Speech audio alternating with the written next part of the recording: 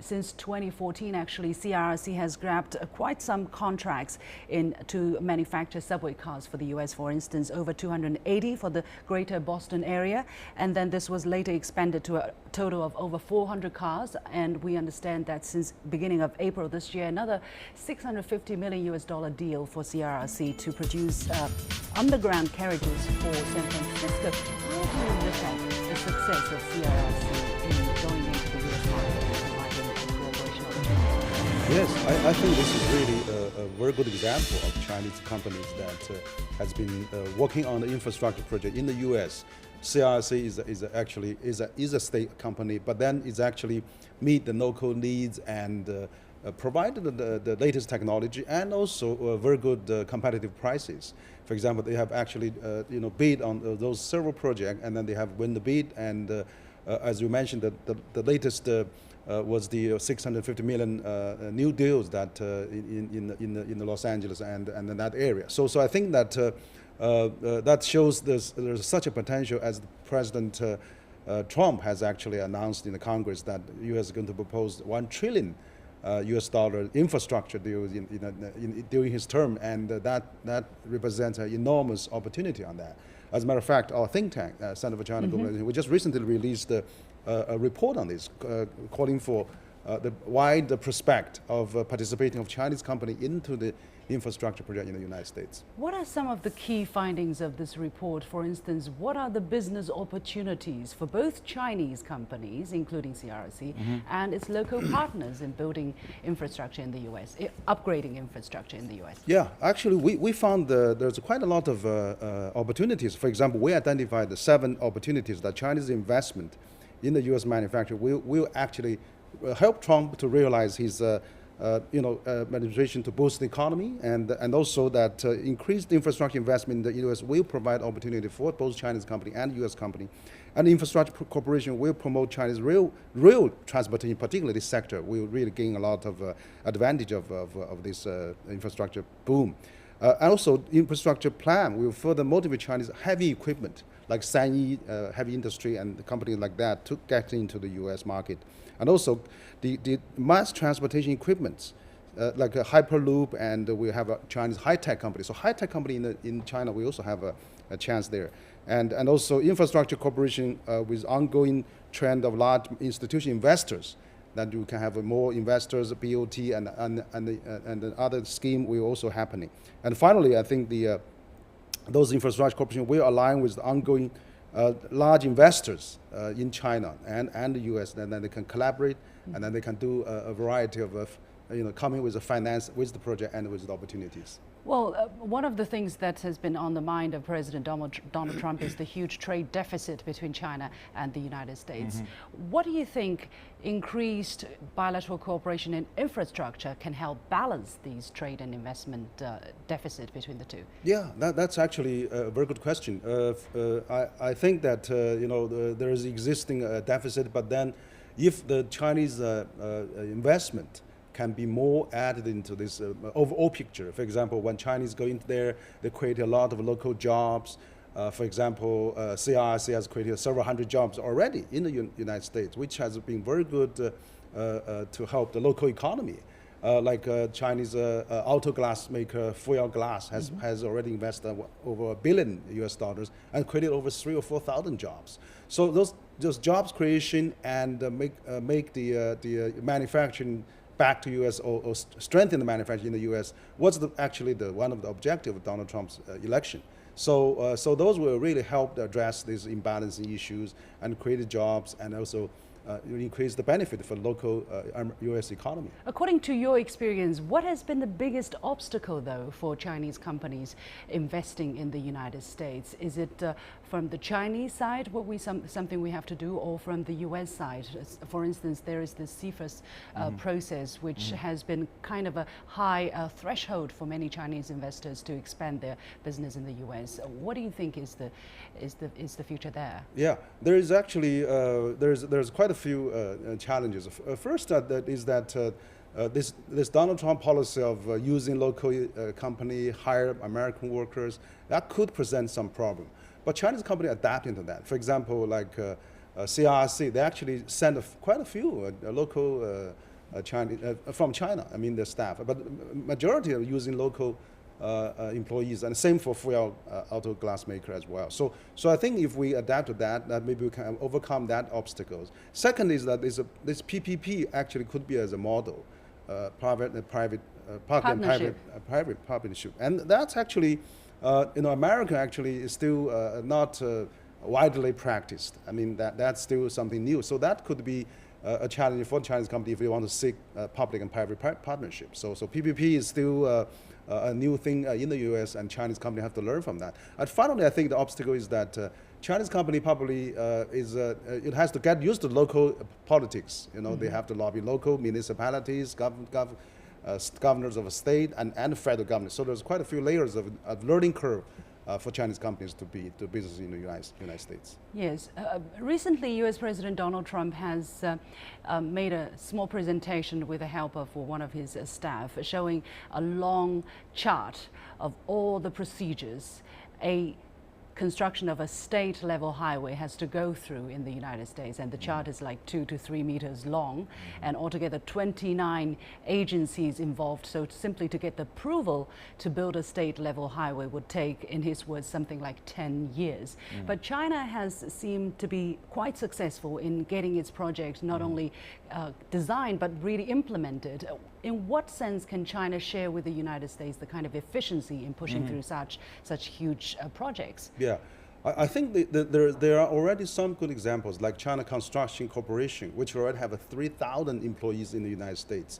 Over 95%, even 98% are local hired. So those are they are already undertaking bridges and roads and highways. I think you are right. The procedures can be very long, but on the other hand, I think once the bid is won, and then it's really the project management, the speed, the efficiency, and also the hard working spirit of the Chinese companies can be applied to the U.S. Infrastructure project, and also of the management of the project design and carry out efficiently. So even though the procedure may be a little bit longer, but then once you complete that, you can expect a smooth management on that by the Chinese company. Well, we know President Donald Trump said he will ask the Congress to approve $1 trillion over the next 10 years. China, in its case, we have already invested more than $10 trillion in infrastructure projects over the past 10 years. And in the first 10 months of 2016, China actually invested $1.4 trillion already. What experiences can China share with the United States in that regard? Well, I think there's many fronts. I think one of the good examples is the China speed railway. I mean, that's actually taking off, and as network now the longest high-speed network in the world. And then that actually with CRRC as a very good shining example of they're getting project in Boston, Chicago, Los Angeles, and many more cities to come. And that's really a good example. And then also I think that because of the fresh know-how and fresh knowledge and fresh expertise that gained from such a large scale of Chinese infrastructure program, Chinese companies have a lot of things to offer to the United States infrastructure, Donald Trump's $1 trillion scheme. So I think there's a management to be supplied, there's technology to be supplied, there's also project management and supervision and things like that. And also equipment. Chinese heavy equipment is also very developed, like Sanyi heavy industry and Zhonglian heavy industry. All those can provide a package. Plus, China Investment Corporation has also invested in many projects.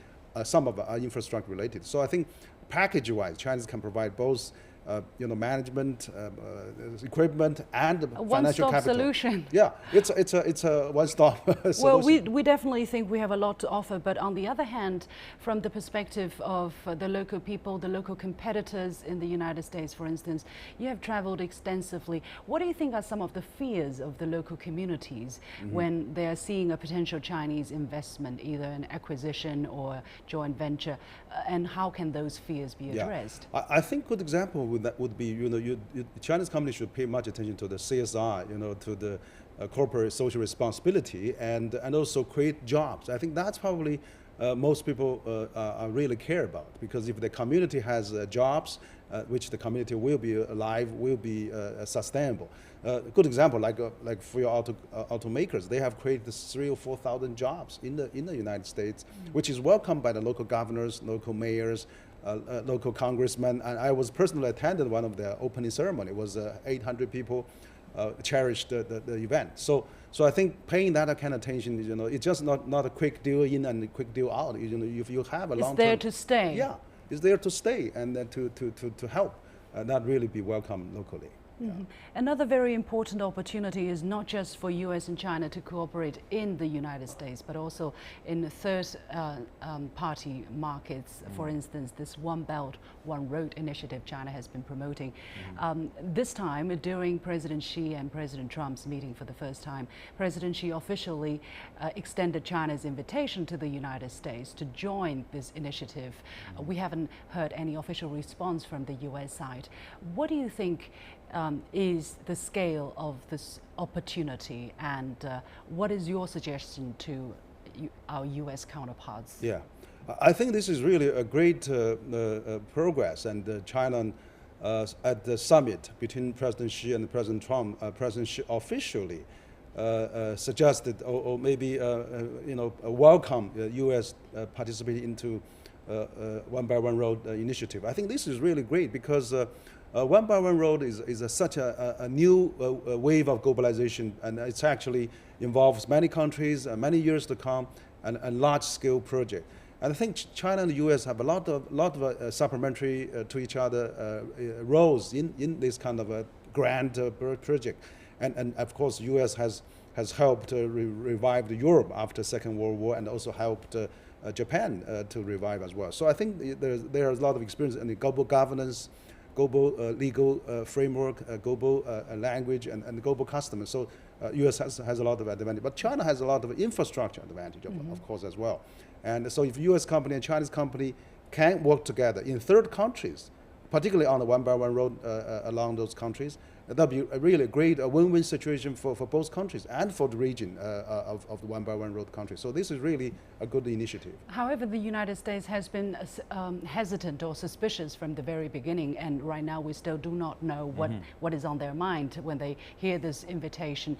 But in your report, your center has also recommended that the United States join this initiative. What are some of the most important arguments you want to present to the US side, and what do you think needs to do in addition from the Chinese side to persuade the United States that One Belt, One Road is in their interest as well? Yeah, absolutely. Yeah, our CCG report actually has emphasized and actually recommended that U.S.